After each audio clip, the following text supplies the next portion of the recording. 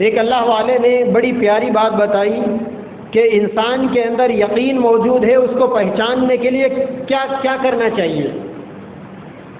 تو 3 علامتیں بتائی کہ یہ 3 علامتوں کو دیکھ لو، اگر یہ 3 علامتیں تمہارے اندر ہے تو تمہارا یقین سلامت ہے، اور اگر ان 3 علامتوں میں سے کوئی ایک علامت بھی تمہارے اندر نہیں ہے تو سمجھ لو کہ تمہارے اندر سے یقین ختم ہو گیا.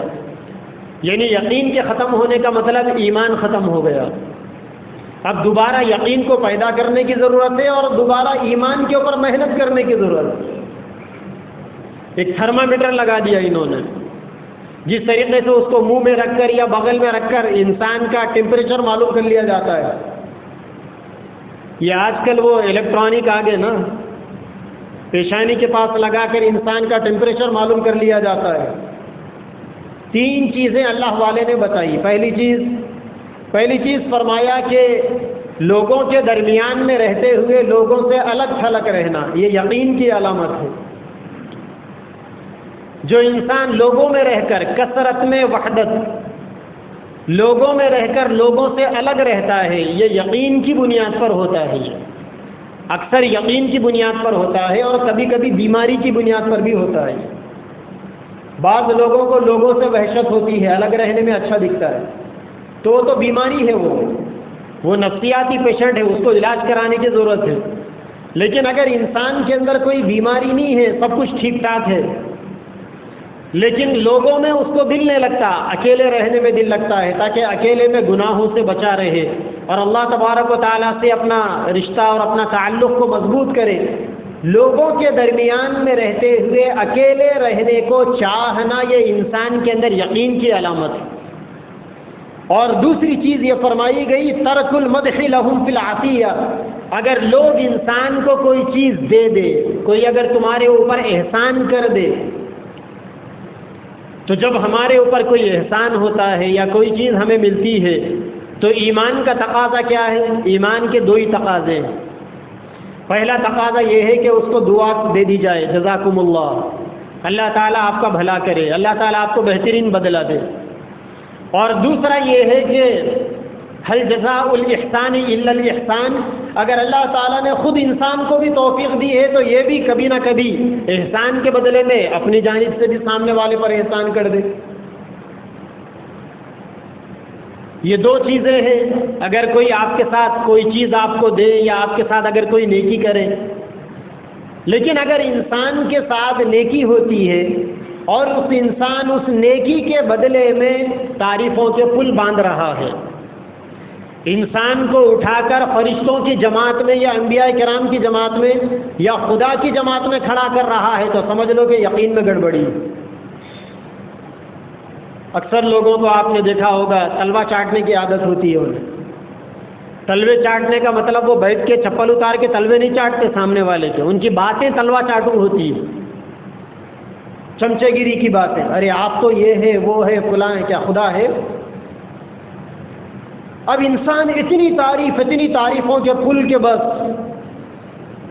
اور وہ سننے والے کے دل کے اندر بھی خیال یہ ہوتا ہے، اب تک تو اس کا یہ خیال تھا کہ میں کچھ نہیں ہوں، میں اللہ کا ایک کمزور بندہ ہوں، لیکن اب اس کے دل کے اندر یہ خیال آیا کہ ہاں ایسا ہے، میں بھی کچھ ہوں. اسی لیے دنیا کے اندر جتنے لوگ بھٹکے ہیں، گمراہ ہوئے ہیں، ان کو بھٹکانے والے، ان کو گمراہ کرنے والے ان کے چمچے بھی تھے. تو کیا فرمایا کہ انسان کے اندر یقین کے ہونے کی ایک علامت یہ بھی ہے کہ اگر کوئی آپ کے ساتھ احسان کرے، ایمان کیا کہتا ہے، اسلام کیا کہتا ہے، اس کو دعا دے دو اور تم بھی کبھی کبھی اس کے اوپر احسان اس کا ادا کر دو. لیکن جس انسان کے اندر یقین نہیں ہوگا وہ اس کی چمچہ گیری میں لگا ہوا ہوگا.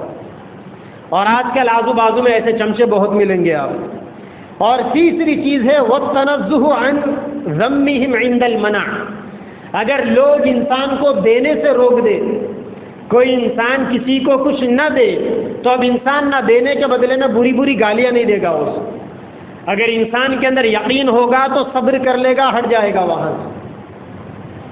اور اگر انسان کے اندر یقین نہیں ہوگا تو سب سے پہلے تو لوگوں کو جمع کرے گا وہ، اور اگر لوگوں کو جمع کر کر وہ چیز حاصل کرنے میں ناکام ہو گیا تو پھر اب گالی گلوچ کرے گا اس کے ساتھ. اس لیے آپ نے دیکھا ہوگا کہ اکثر اللہ والوں کو کوئی ان کے خاندان کے لوگ ان کا حق دبا دیتے ہیں. کسی نے پراپرٹی کو دبا لیا، کسی نے حق کو دبا لیا، کسی نے بینک بیلنس کو دبا لیا. بڑا بھائی تھا، چھوٹا بھائی سعودی عربیہ میں رہ کر کما کر بھیجتا رہا، گلف میں رہ کر. یہاں بڑا بھائی کماتے کماتے ساری چیزیں دبا لیا. جب چھوٹا بھائی واپس آیا، اگر یقین والا ہوگا تو صبر کر لے گا، کچھ نہیں کرے گا، معاملہ اللہ کے حوالے کر دے گا.